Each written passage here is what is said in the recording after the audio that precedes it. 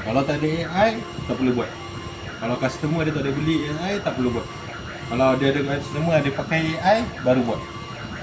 So, pergi tools, pergi hot folder, lepas tu tekan create.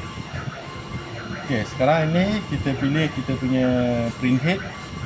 Maksud ini antik, ini forward output, ini biar, tekan OK.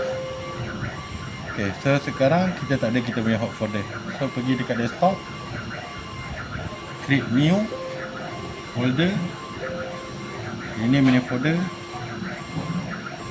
hot folder. Okay, so pilih select ini folder. Dah select, okay, dah select apa semua. Ini tukar, ini untuk EPS.